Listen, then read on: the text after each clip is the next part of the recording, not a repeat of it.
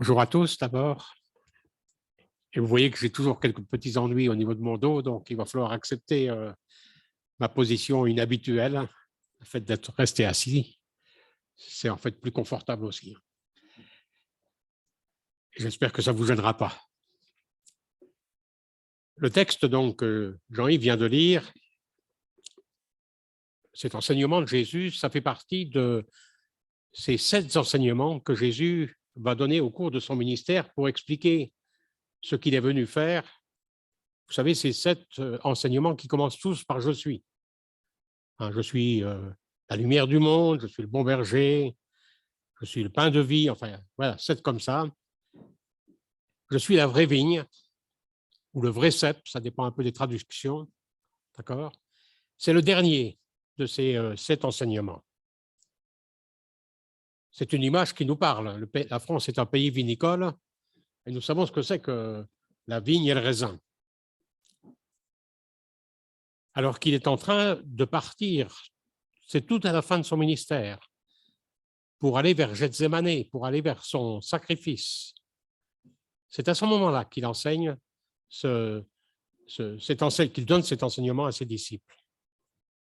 Il dit, venez, partons, et quand il dit partons, il quitte le cénacle, en fait, pour aller vers le temps de sa mort. Et on peut supposer peut-être que sur le chemin de Gethsémanée, ils sont passés à côté d'une vigne, que Jésus a pris un sarment et a utilisé ce sarment pour essayer d'expliquer ce qu'il voulait que ses disciples soient. Et qu'il a donné cette leçon sur la vigne et les sarments. Qu'est-ce que ça traduit de la relation que Jésus ou que Dieu veut avoir avec ses disciples? Jésus nous dit que ce lien entre lui et les disciples est essentiel et que nous devons rester attachés à la vigne, attachés au cep. Je suis le vrai cep. À quoi se compare Jésus-Christ quand il dit ça à ses disciples? Est-ce qu'il y a une fausse vigne? Est-ce qu'il y a une vraie vigne? La vigne, et on l'a lu avec le texte qui a précédé ce texte de Jean dans le livre d'Ésaïe, on a vu en fait que le cep, la vigne, c'était une image du peuple d'Israël. Dieu avait choisi le peuple d'Israël, il l'avait planté dans un endroit pour qu'il porte du fruit. Il avait préparé la terre, il avait préparé la vigne, il explique même qu'il avait mis une tour, il avait mis un réservoir pour lui donner les meilleures conditions possibles pour qu'elle porte du fruit. Et lorsqu'il découvre que cette vigne, ce peuple qu'il avait planté dans le territoire d'Israël ne portait pas le fruit qu'il attendait, Dieu l'a détruit. Voilà l'enseignement d'Ésaïe. Le fruit que Dieu cherchait, le fruit qu'il voulait que le peuple d'Israël porte, c'était la justice et la droiture. Il voulait qu'il soit une image de ce qu'il voulait être pour le monde entier. Et voilà que, au lieu de cela, il récolte en fait tout le contraire, la violence, la détresse, la guerre. Et il demande à quoi sert ma vigne? Il va reprendre cette même image plus de 100 ans après, avec le prophète Ézéchiel, dans lequel il va dire de la même manière, je voulais que mon peuple soit la vigne, soit une vraie vigne. Et la vigne n'a pas porté de fruits. Il va même plus loin, il dit à quoi sert à ce moment-là le bois d'une vigne s'il ne porte pas de fruits? On ne peut même pas en faire un meuble. On ne peut même pas l'utiliser pour accrocher un vêtement. Dieu donc veut susciter une nouvelle vigne. Et cette vigne, c'est clair, c'est Jésus-Christ. C'est pour ça qu'il dit, voilà, maintenant, je suis ce vrai cep, cette vraie vigne que le Seigneur veut maintenant susciter pour le monde. Et s'il peut être cette vraie vigne, ce vrai cep, c'est par son obéissance. Je pense qu'il faut tirer de cela un premier enseignement. Porter du fruit, être la vigne que le Seigneur attend de nous, ça a une caractéristique essentielle, c'est l'obéissance. Maintenant, voyons qu'est-ce que Jésus est en train d'essayer de dire à ses disciples. Et qu'est-ce que nous devons apprendre de cette analogie? Nous avons compris que Dieu souhaite, encore maintenant, avoir une vigne dans ce monde. Quelque chose qui témoigne de ce qu'il est et de ce qu'il fait. Une vigne qui porte du fruit. Et cette vigne, finalement, c'est d'abord le cep et ensuite les sarments. Quand Jésus était sur terre, il portait du fruit. Maintenant, il n'est plus là. Et ce qu'il veut, en fait, c'est que ce fruit que le Seigneur veut pour le monde, il est porté par les sarments, par nous. Il est produit au travers de ceux qui, maintenant, sont attachés à Jésus-Christ. Nous sommes les ouvriers de Dieu, ceux qui, effectivement, portent du fruit pour lui. Nous sommes les succursales de son œuvre, le bout de ce qui permet de porter du fruit. Les sarments ne peuvent porter du fruit que s'ils sont unis au cep. Les sarments obtiennent la vie, non pas d'eux-mêmes, mais obtiennent de la vie au travers du cep, au travers de Jésus-Christ. Les sarments sont soutenus, supportés, reçoivent l'essentiel de ce qu'il leur faut par l'intermédiaire du cep. Et à ce moment-là, ils produisent du fruit. Nous sommes 2000 ans après cet enseignement. Nous sommes maintenant éloignés de la présence physique de Jésus-Christ. Et pourtant, le Seigneur nous appelle encore à être unis à lui, connectés à lui, reliés à lui.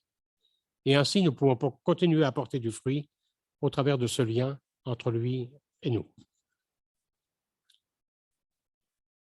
Troisième enseignement qu'on peut tirer de cette image, c'est que c'est Dieu le jardinier. Dieu est un viticulteur. C'est lui qui plante la vigne, c'est lui qui veille à ce qu'elle pousse de manière normale, qui prend soin de la vigne.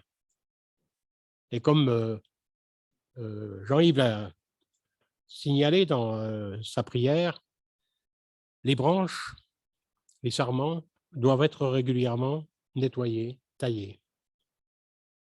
Comme vous le savez, une vigne produit non seulement des bons sarments, mais aussi des rejets.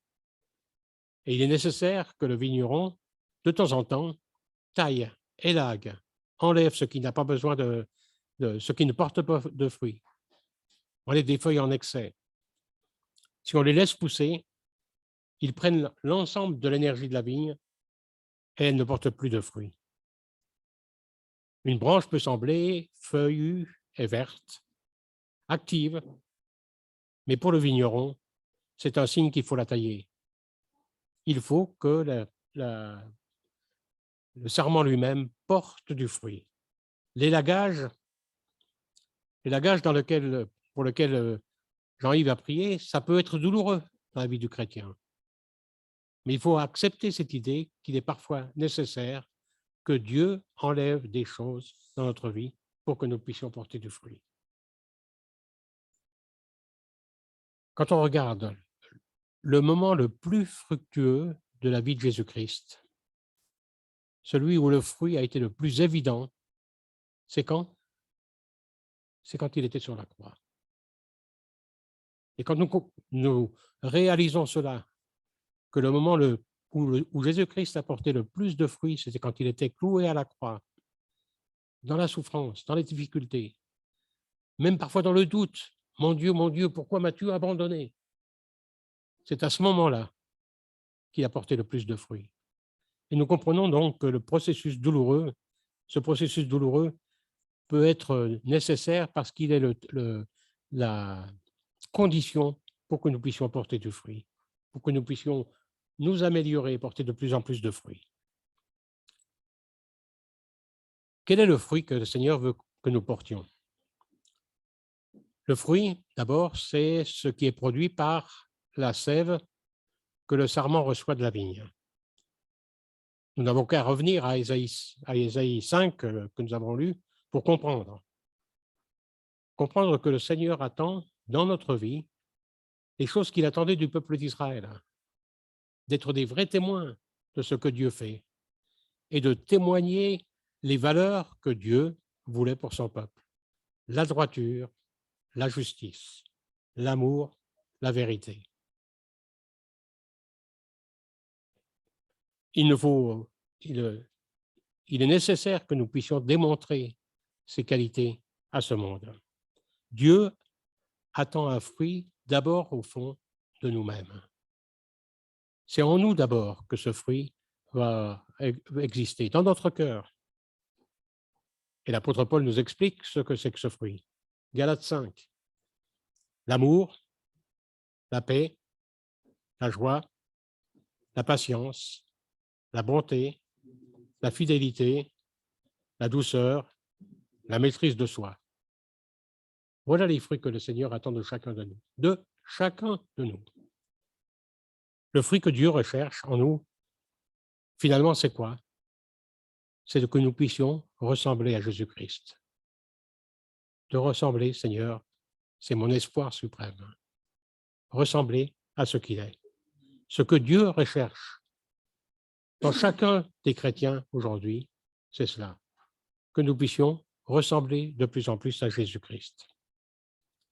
Quelles sont les conditions pour cela? Le Seigneur nous dit, il nous faut attacher, rester, demeurer. Verset, dans le texte, on l'a lu, « Demeurez en moi et je demeurerai en vous ». Ce verbe-là, il est très fort. Si on essaie d'en saisir le sens, revenons par exemple au tout début du ministère de Jésus. Il commence son ministère et des gens viennent lui demander où il demeure. C'est exactement ce mot-là, où Jésus demeure. C'est là où il voulait faire sa maison. Et il va répéter cela, on va retrouver ce mot 11 fois dans tout l'évangile de Jean. L'idée de faire sa maison. Ce qui nous aide, c'est de comprendre cela. Le Seigneur s'attend à ce que nous faisions notre demeure en lui. Il veut, c'est le Seigneur, une vraie cohabitation. Il veut habiter en nous et il veut que nous habitions en lui. La maison, notre maison, c'est là où se trouve notre cœur finalement. C'est là où se trouve l'endroit où on peut être nous-mêmes. C'est là où se trouve l'endroit où on peut recevoir les gens qu'on aime. C'est là où on peut trouver la sécurité. Regardez combien les gens qui en ce moment sont en Ukraine et voient leur maison détruite, qu'est-ce qu'ils perdent? Ils perdent l'essentiel de leur vie. L'essentiel de leur vie. La maison est l'endroit où on peut être soi-même. Voilà ce que le Seigneur voudrait que nous soyons, voilà ce qu'il voudrait, être pour nous. L'endroit où on peut être nous-mêmes, où on se sent en sécurité, où on se sent aimé, où on se sent soi-même. On peut être libre devant le Seigneur. C'est une vraie maison que le Seigneur voudrait avoir. Ce n'est pas une chambre d'hôtel. C'est-à-dire qu'on n'est pas appelé à vivre le Seigneur, à habiter avec le Seigneur seulement le dimanche matin. C'est une vie totale que le Seigneur attend de nous. Ce n'est même pas non plus une location Airbnb, hein. Voir quand on a envie, quand on trouve que c'est bien, prendre nos vacances avec le Seigneur. Non, non, non, non. Le Seigneur veut une cohabitation constante. Demeurer. Rappelez-vous cela, ça veut dire vivre avec lui et lui vivra avec nous. Demeurez en moi et je demeurerai en vous. Je vivrai avec toi et toi tu vivras avec moi. c'est une habitation, une cohabitation permanente. Vivre en lui et avec lui, et lui vit en nous. Puis le Seigneur va insister un peu plus loin. Il va dire, en dehors de moi, vous ne pouvez rien faire. C'est un principe très basique. Je suis la vigne, vous êtes les sarments, si vous demeurez en moi, alors vous porterez beaucoup de fruits, mais en dehors de moi, vous ne pouvez rien faire. Voilà ce qu'il nous dit au verset 5. Quand il dit ne porter aucun fruit, il parle bien sûr de fruits spirituels. Hein. Cela signifie que nous ne pouvons rien faire de réellement valable pour le Seigneur sans lui. C'est difficile, hein? Je suis tellement convaincu que je suis capable de faire des choses que c'est difficile d'accepter cette vérité. Mais je ne peux réellement rien faire de valable si je le fais sans lui. Les orateurs de la pensée positive nous disent qu'on a tous un grand pouvoir et qu'il suffit de mobiliser nos forces intérieures pour réussir l'essentiel. Ben, c'est tout simplement faux. Tout simplement faux. Bien sûr que nous pouvons faire des choses humaines. Bien sûr que nous pouvons faire des choses humaines. Mais par contre, pour faire des choses qui sont valables pour Dieu, des choses qui vont durer jusque dans l'éternité, nous ne pouvons rien faire sans lui. Il nous dit qu'en dehors de cette union vitale avec lui, nous ne pouvons faire que des choses futiles, que des choses qui ne résisteront pas à la dimension de l'éternité. Rien faire de ce qui peut durer jusque dans la vie éternelle. Et puis, il insiste en montrant l'importance d'un sujet dont j'ai plusieurs fois parlé avec vous, l'importance de la prière. Avec un enseignement qui nous titille, hein. Pas que moi, qui me titille en tout cas. Demandez ce que vous voudrez et cela vous sera donné. Ça vous paraît simple, clair? Ce n'est pas toujours si évident que ça, il faut le dire. Parce que c'est souvent mal compris.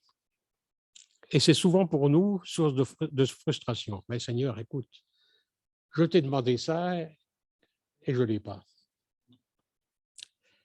Nous prions et nous constatons que les réponses ne viennent pas ou qu'elles ne viennent pas comme on voudrait.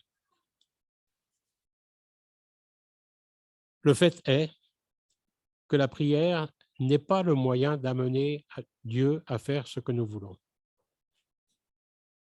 La prière n'est pas le moyen d'amener Dieu à faire ce que nous voulons. La prière, c'est de faire ou de demander qu'il fasse ce qui est sa volonté. Et quand je reste en lui, quand je demeure en lui, quand mon union avec lui est constante, alors je peux apprendre à comprendre quelle est sa volonté, même quand le Seigneur ne me donne pas ce que j'attends, et commencer à prier selon son cœur, comme Jésus-Christ. Voyons maintenant un autre aspect qui est aussi un aspect difficile de cet enseignement, qui est quelles sont les conséquences si je ne demeure pas lié au cep. Nous savons maintenant ce que cela veut dire, demeurer avec lui. Mais quelles sont les branches coupées dont parle ce texte? Qui sont-elles? Et pourquoi sont-elles coupées? Quelle est la vigne? La vigne, finalement, c'est ce que le Seigneur suscite. Nous sommes tous humains, liés à cette création de Dieu. Nous sommes donc tous, de manière normale, nous avons tous cette possibilité d'être liés à la vigne. Que nous en soyons conscients ou non, nous le sommes parce que Dieu met au fond de chacun de nous, dès notre naissance. Le problème, c'est qu'est-ce que nous allons faire de ce lien, de cette pensée de l'éternité que Dieu met dans notre vie? Qu'est-ce que nous en faisons?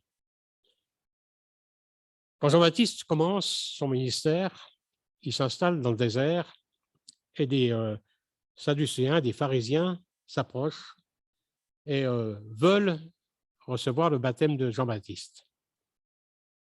Jean-Baptiste les reçoit mal, hein, en leur disant, je vous lis le texte, « Race de vipères, qui vous a appris à fuir la colère à venir ?» Ce n'était pas un tendre, hein, Jean-Baptiste. Hein.